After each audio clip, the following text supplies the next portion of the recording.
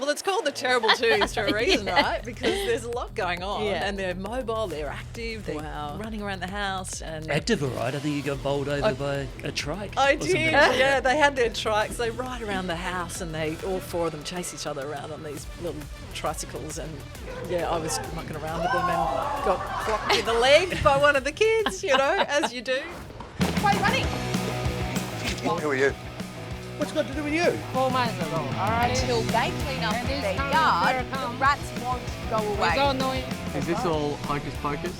Can you say, abracadabra, here's your pay? I'm pretty fit, Abdullah. I can keep running. Go. It's called a current affair Australia. Is that what I know? Have a lovely day.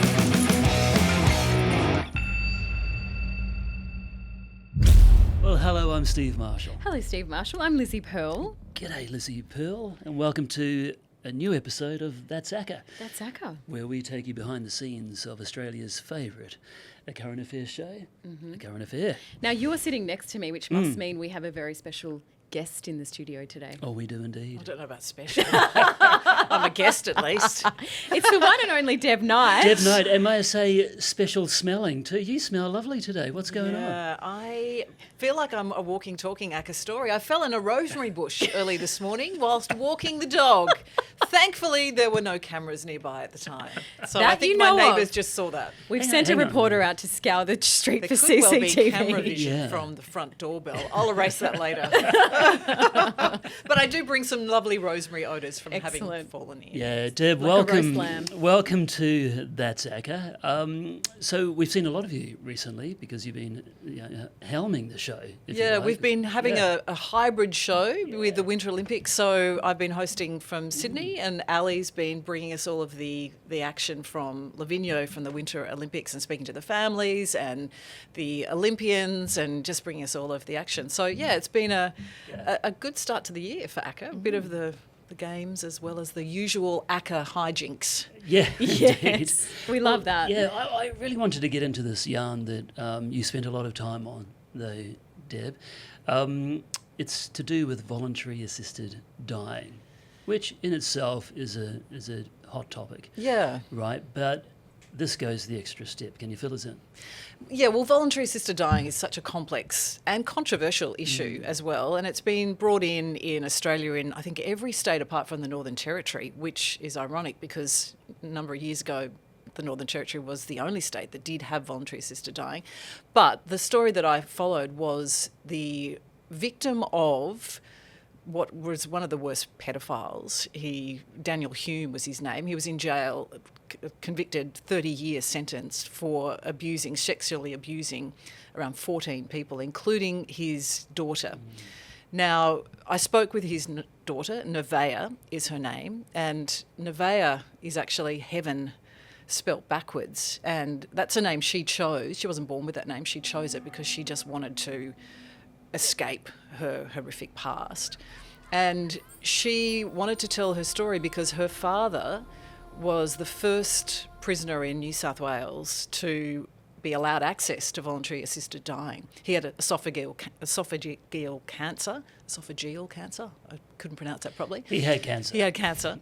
Terminal, and he requested and applied for voluntary assisted dying, and he was allowed to access that, and he died in August of last year. Now, she didn't know, and she had no consultation. She had a friend had sent her a link to a newspaper article on her phone. So Nevaeh was horrified that was allowed to occur and that victims weren't consulted at all. But she was also horrified because she learnt later that he had a photo next to his bedside when he died, which was a photo of her. And it was the last time when that photo was taken, she was sexually assaulted by him for the very last time. And he was allowed to have that photo by his bedside by the staff, because it was at the hospital that he utilised voluntary assisted dying. When I saw that headline, the feeling that I got, the rage, the anger, the disbelief.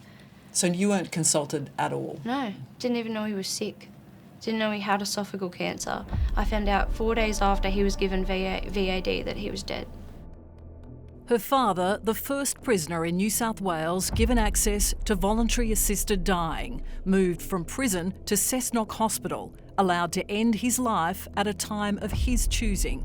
He'd served just 7 years of his sentence. Mercy being shown to a man who didn't deserve it. He never, ever, ever showed me mercy, no matter how many times I begged him to stop and screamed for him to stop. He never stopped. He never showed me mercy. Why does he get that? So he got the easy way out. He got the easy way out, for sure. So corrections in New South Wales admitted that that was a complete stuff-up and should never have occurred, and apologised. The top prisons boss in New South Wales apologised to Nevaeh and launched an inquiry. But she wanted her story to be told because she didn't want anyone else to go through what she did. How did you and Nevaeh meet? Did Nevaeh reach out to us? How did that all unfold? Yeah, so I had done a story previously with Glenn Fisher, who was this wonderfully inspirational young man who, as a young man, he had also been sexually assaulted, and he had been through the prison system and finally got justice for the perpetrators against him. He has set up a charity since then, and he catches the train where he lives in the Blue Mountains into Sydney and helps out homeless people, because he was one of those people. He was a young kid living on the streets. So he's this fantastic guy, and he is now acting as a victim's advocate as well as helping people who are living rough on the street. He had been in contact with Nevaeh and through the work that he does, and he had thought that it would be worth Nevaeh chatting to me, because we did the story on Glenn, and he was happy with the way that we'd covered his story, and in a very sensitive way, and so he made contact between Nevaeh and I. Deb, it's such a heavy topic. How do you prepare for an interview like that? Because it's so difficult for Nevaeh. She's been through absolute hell. Yeah. And then we sit her down in front of a TV camera. How do you as a journalist prepare and approach that tough topic? Yeah, with great care, and also being mindful of what Nevaeh has been through. You know, it's so difficult because you don't want to trigger victims of horrific crime, but she needs to tell her story, and she wanted to tell her story. So I took a very careful approach with her and didn't really pressure her, let her do it in her own time. I'd been speaking to her for about 5 months, and early on in the piece she didn't want to talk, so I eased off. And then when we finally did do the interview, she got back in contact with me just before Christmas saying, okay, I'm ready now. I'm ready to talk to you and to talk on camera. So it was just letting her do it in her own time, I think, was really important. And just showing a lot of sensitivity to a very difficult topic. Well, what struck you about Nevaeh? She's like a warrior, actually, is what she's been through so much, but she has this incredible internal strength. And we did some filming of her doing yoga, and she does a lot of yoga, a lot of breathing work, and a lot of journaling, she says, and that's what she has sort of needed to do to survive effectively what she's been through. And when I saw her, when we filmed her doing the yoga poses, which include the warrior pose in yoga, she's just an incredibly strong person, even though she would say to me, I'm not strong at all, I feel so vulnerable. But, she's been through so much, and to come out the other side, I think, is just so inspirational. And one of the she could have reacted to a number of ways to her father being allowed to die. She could have been happy that he's dead and he's no longer on the planet, or she could have been upset that he doesn't have to suffer anymore. He's taken the easy way out, as she said. Yeah, and that's, there's a whole, it's quite layered, obviously, and she's glad that he's gone, frankly, because she just hated him and what he did to her. But she just feels that she didn't get any justice because she fought so hard to get him behind bars, and he was getting palliative care in her mind. That was enough, and he never showed her any mercy through what she endured. So why should he get any mercy? Is her reasoning, and also just not being consulted at any point. So she's just wants victims to be considered in the voluntary assisted dying process. And she also believes that there are certain types of prisoners, murderers, pedophiles, the worst of the worst, that shouldn't be allowed to get access to voluntary assisted dying. And we also spoke during the course of the story to Julie Bertoldo, who is the sister of a murder victim. Her sister Anne was murdered by her husband Warren in 2016, and he became, in December, 2 days before Christmas, the second prisoner in New South Wales allowed to access voluntary assisted dying. He had prostate cancer, and that again was kept the whole process is very secretive. I was going to say that because you've pulled back the curtain on something that not a lot of us know about, right? Yeah.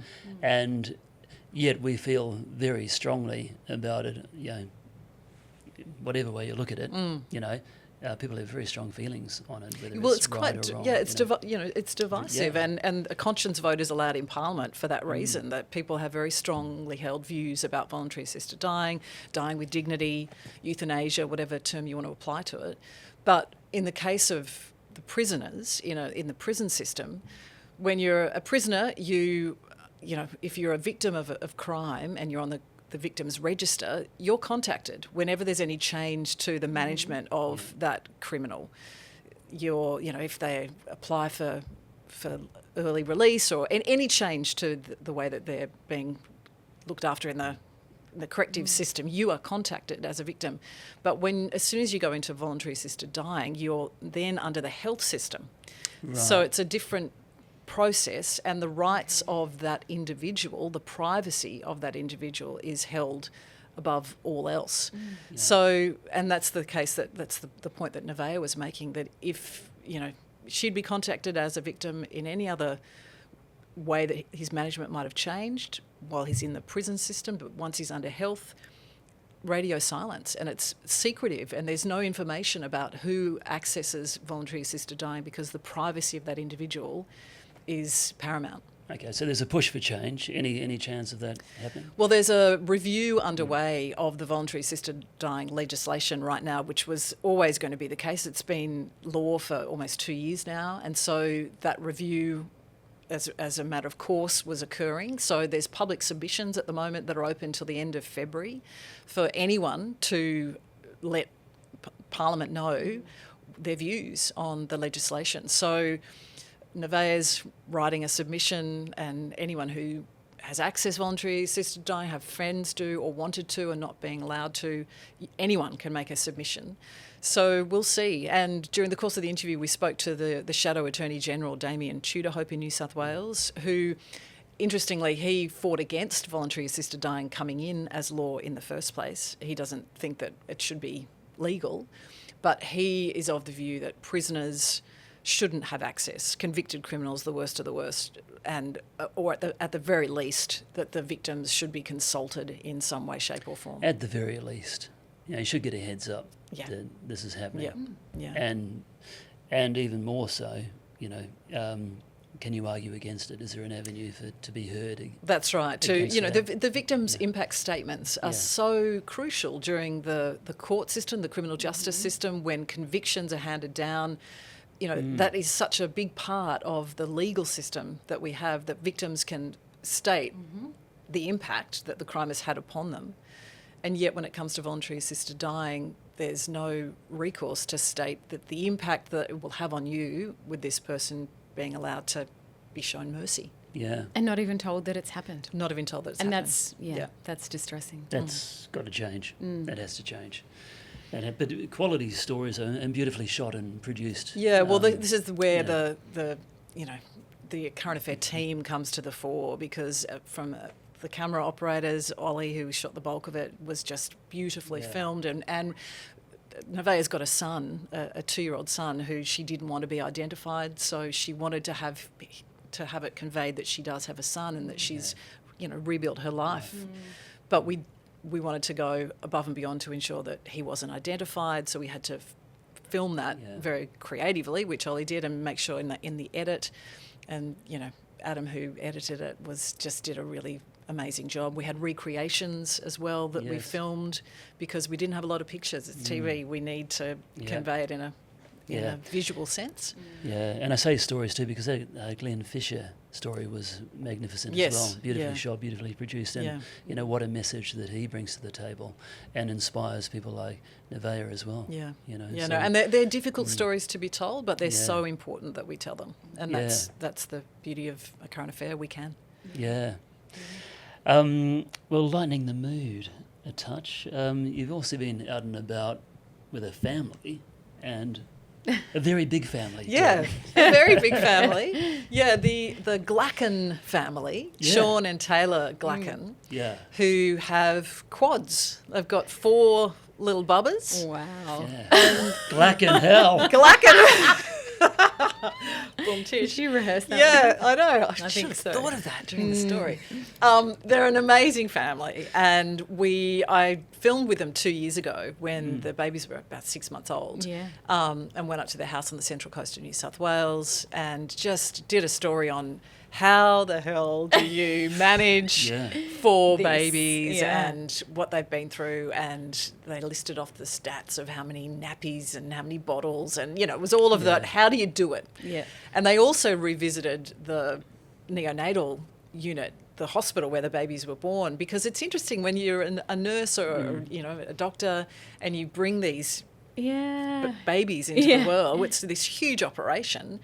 And you don't often get to see them again. But they went back to the hospital and we filmed all that. And it was a lovely moment. They got a chance to cuddle these babies that they, as these teams, because they were teams of nurses and hospital staff who brought them into the world. So that was 2 years ago. And then the kids have now turned 2, just turned 2. And we went and sort of did a bit of a catch-up and find out how they're going. And it was hilarious. And having 4 2-year-olds... It would be more chaotic than 4 newborns. Well, it's called the Terrible Twos for a reason, right? Because there's a lot going on, and they're mobile, they're active, they're running around the house. And active, all right. I think you got bowled over by a trike. I did, yeah. They had their trikes. They ride around the house, and all 4 of them chase each other around on these little tricycles. And I was mucking around with them and got clocked in the leg by one of the kids, as you do. That's what happens. Yeah, but they're great, and they've got this incredible bike that they put all the kids, it's like a trailer attached to a bike, and they put all the kids in the trailer, and Sean was riding it, and off they go to the coffee shop round the corner. Yeah. And the first time we filmed, the circus was getting the kids into the car, the babies into the car seats, and they were handing babies over the back seat and getting them out, and it was this huge operation. Yes, I remember. And now they put them into this little bike thing, and off they go. A people mover. The people mover. And, people are bipping their horns at them as they ride past. Oh, wow. Yeah. Deb, honestly, I mean, they looked pretty chipper, the mum and dad, in the interview, but come on, seriously, how tired are they? Well, they were remarkable because when I first interviewed them, they were buggered, and they had like 1 hour's sleep a night, and you just couldn't sustain it. And they'd gotten people in to help them to manage it, sleep experts. And it was like a military operation, and it has to be. The babies, they've got the routine. They were being fed, these kids fed, watered, put into bed, good night, and while they were asleep, that's when we did the interview. And I've got the baby monitors set up, and midway through the interview, one of the kids got out of the cot, so we had to pause and go and settle them again. But they are remarkable, and they've got it down pat, and they had this sort of confidence about them actually, which they hadn't had the first time around. They knew what they were doing, and to some degree, not that you ever really do with kids, let alone with 4 of them, but they had much more of a confidence. And they revealed, which I was just like, you are nuts, but they are planning on getting a caravan. I thought you were going to say planning on that. Well, I don't know about that, but they're planning on getting a caravan and doing the lap, travelling around Australia. Wow. All of them, 6 of them, and travelling around Australia. Yeah. And they were really excited about that prospect. And for me, I was just like, that would be my worst nightmare. Especially with 2-year-olds. Well, with 2. And maybe 5-year-olds would be a little bit easier. Yeah, but they're really excited about it, and they reckon, look, we might as well get this show on the road and get the circus out there. Yeah. And that's their next big adventure. So we'll touch base with them maybe during the course of that or at the other end. Yes, and that's what I That's love a good about idea. A Current Affair is we get a little window into people's lives. I mean, you've just spent some time with some quadruplets. I can't even say it. She didn't know how to say it before she had the babies either. Quadruplets. Taylor's like, I didn't know how to say it. Who knows what we'll be doing next week? And that's the beauty of this Yeah. show, isn't it? It's just a window into people's lives, and we get to sticky beak into people's homes. I love a revisit too. Well, that's what's great because you I do love- get yeah. to revisit, and even when and you guys do it as well. You're shining a light on an injustice of some sort, and then if that justice is delivered, you can Yeah. then follow up to show what's occurred. Yeah. And I think that's really important.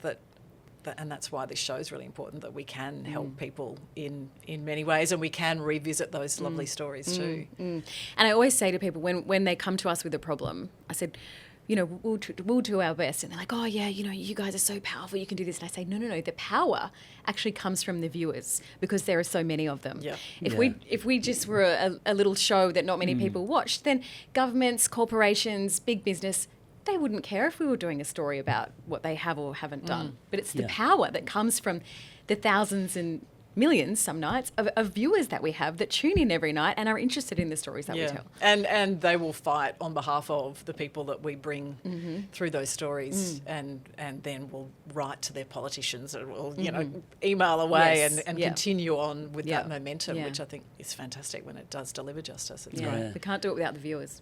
No. You've got a nice mix, haven't you, Deb, at the moment? You're hosting as well, and obviously you do your regular Saturday night with The Current Affair, hosting the show. But, to get out and about, it's a lovely mix as well. It's really good, Yeah. and that's what I love doing is telling stories and putting those stories together. That's as a working journalist, that's what you kind of want to do on a day-to-day basis. So yeah, it's a good mix, and I get to do stories for ACA, and I do the daytime news on 9 as well when it's not Winter Olympics. So, and live TV, I've got a few balls in the air, but it brings... You're a busy woman, But Deb. it brings a lot of variety, and I Yeah. think that's really great to be Yeah. able to have that professionally. Like from a personal point of view, it's quite rewarding. Yeah. It's good. Yeah. You're a very familiar face on Australian TV. For people who don't know, tell us how it all began. Where did you start as a journo?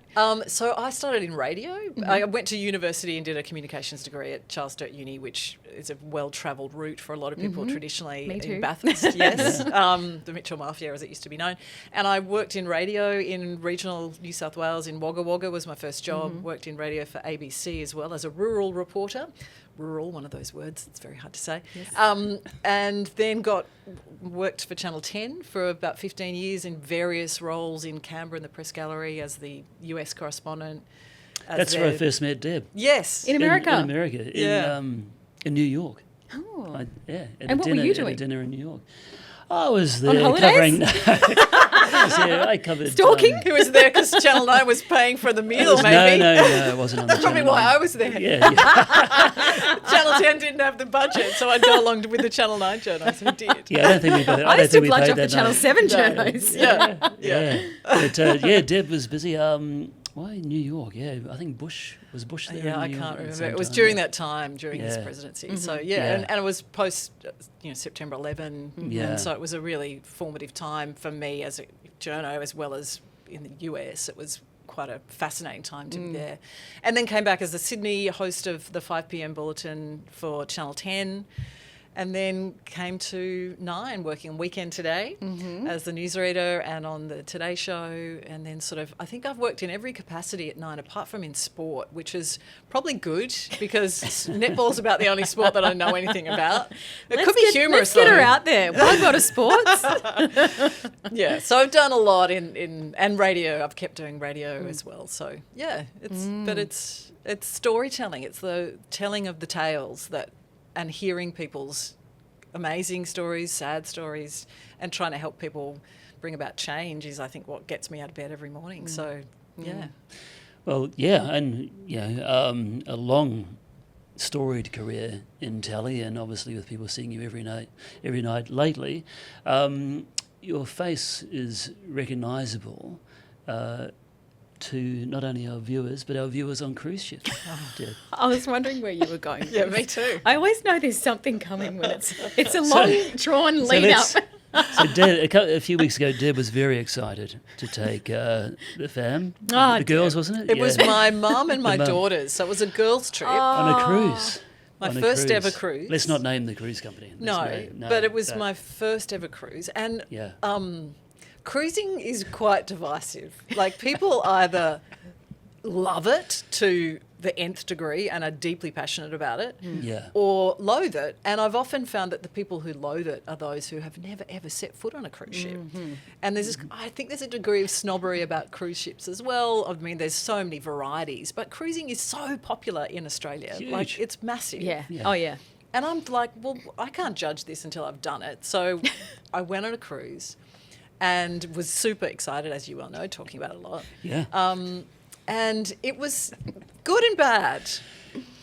And we were meant to be getting off at a number of port destinations, like 3 different destinations. 2 of them were cancelled. So we were on the ship because the seas were too big for us to be able to Right. get off on the tender boats on the ship for longer than I'd anticipated. And then on the way back, there was an engine problem, and so we could only travel at half speed. So we were then on the ship for The slow another boat. day. It was a slow boat back, which is fine, but yeah, it was just a bit disappointing.